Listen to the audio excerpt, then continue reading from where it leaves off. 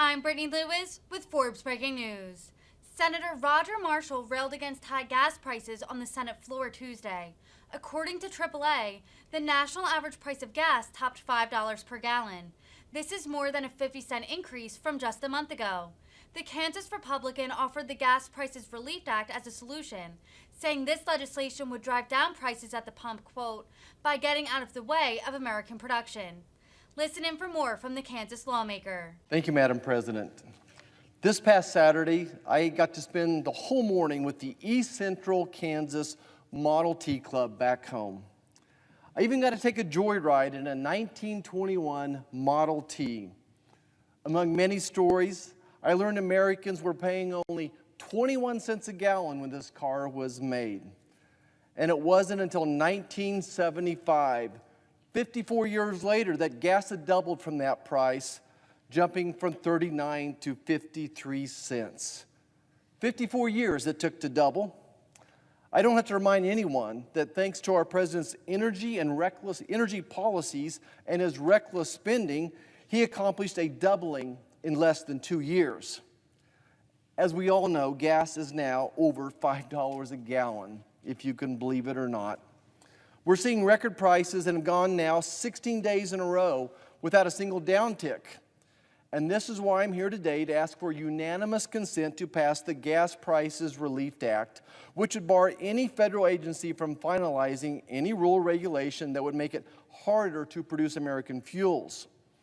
My legislation would send the right signal to American producers and investors. It would show them that the Congress sees the problem and that we're ready to address it. It would set us on a course to bring down prices at the pump, not with more reckless spending and more regulations, but by getting out of the way of American production and allowing them to power the world without more needlessly restrictive rules. With this more than doubling of price, many families back home are telling me they're paying $50 up to $100 a week more for gasoline. And that's $200 to $400 a month in case you're adding it up. And on top of that, their monthly utility bills have doubled. Now, I'm sure this administration will propose more reckless spending to fix that problem too.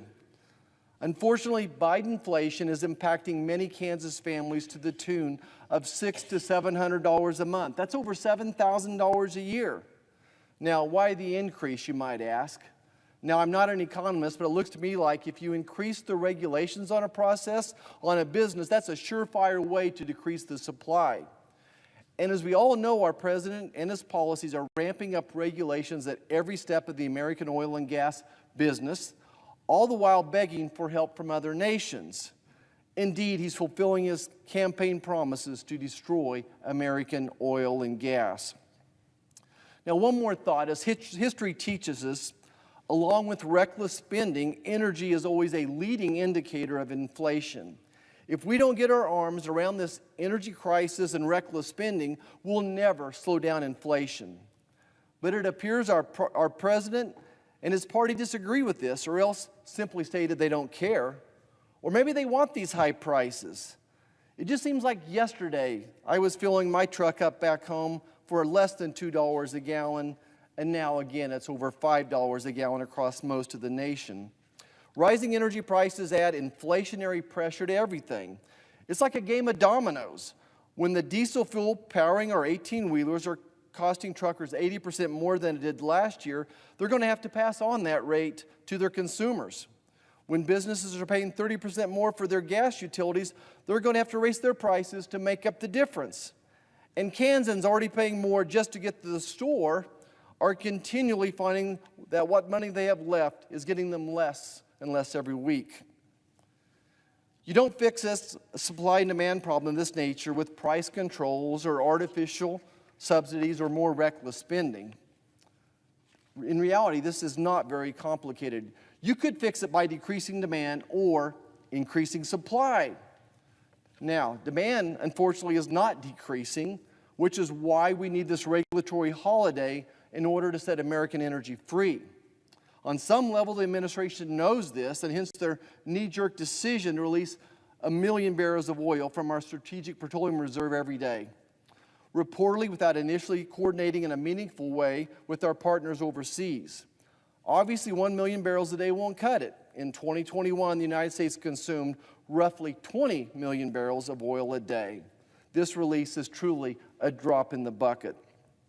The administration knows that the strategic petroleum reserve releases are purely cosmetic to try to convince the American people that they have solutions while they run off to beg foreign dictators and terrorists to produce more oil. Instead of looking within, instead of creating more American jobs, high-paying jobs, producing the cleanest fuel in the world, they continue their full frontal assault on American production and seek to enrich our enemies like Venezuela and Iran. But there's been a lot of talk on the left that they're not interfering with oil and gas production in the United States.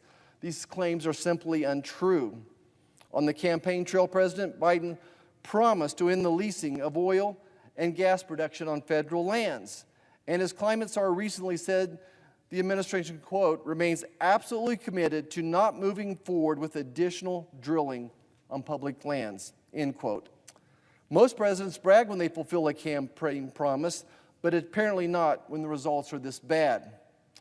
It's hard to imagine that this is not all by design. This administration is getting exactly what they want. In the president's own words, the world is currently going through a, quote, incredible transition, end quote. And he thinks we will, again, I quote, be stronger and the world will be stronger and less reliant on fossil fuels when this is over, end quote. Well, the obvious question then is this: when will it be over? The Department of Energy has estimated that demand for oil and gas will increase through 2050. Now, that's a simple fact. Yet we have a president who's perfectly willing to inflict pain on the people who elected him to force his climate policies, his costly climate policies, and ignore the economic reality that the American people are facing. Now, why else would he propose a budget that gets rid of key tax provisions for the oil and gas industry? Why else would he promote policies that will make it more difficult and more expensive to drill? Does anyone think that these policies are going to help the American people? Let's talk about the stream of bad policies causing the crippling uncertainty that is making American producers hesitant to increase drilling. Last November, the EPA started the process of updating methane regulations. While the proposed rule they put forward was criminally devoid of any details, their intent was clear: an increase in costly regulations that will harm the oil and natural gas industry, ruin small producers out of business, and further increase energy costs. On February 18th, by a completely partisan vote, FERC issued and made immediately effective 2 new policy statements that would have had disastrous implications for pipeline development in the U.S. Pipelines critical to getting that oil to American consumers. Their off-the-deep-end proposal would have potentially put pipeline operators on the hook for mitigating the emissions of the end user of the product they transport. In other words, to get approval to build a pipeline, operators could have been forced to develop and pay for a way to mitigate the emissions caused by Americans driving to work every day, or perhaps by Americans heating their homes or cooking their breakfast. Thankfully, in the face of a fierce outcry from opponents on both sides of the aisle, they've temporarily pulled these changes back for further consideration, though that likely has more to do with the upcoming nomination process, the renomination process for FERC Chairman Glick, than it does with good energy policy. On March 21st, the SEC followed suit and proposed a rule that would require companies to disclose climate emission data, including greenhouse emissions caused by their suppliers and their customers. This would require companies to calculate and disclose the emissions for how everyday Americans use their products, all in an effort to make doing business with American oil and gas producers seem even more risky and less deserving of financing. And finally, an issue that's at the top of mind of many producers in Kansas right now: the Fish and Wildlife Service is poised to list the lesser prairie chicken as a threatened species.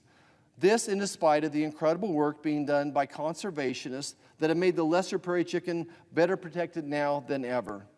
If the Fish and Wildlife Service goes through with this classification, it would have serious consequences for oil and gas producers in Kansas and severely limit their ability to increase production, not to mention the impact it will have on our utilities.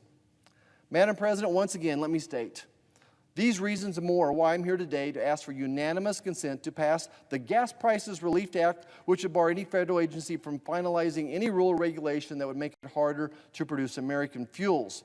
Our legislation would send the right signal to American producers and investors. It would show them that Congress sees the problem and that we're ready to address it. It would set us on course to bring down prices at the pump by getting out of the way and releasing American production, allowing them to power the world without more needlessly restrictive rules and regulations. Good energy policy will fix the current crisis, not more reckless spending. Now, thank you, Madam President. But before I yield, I'd like to turn the floor over to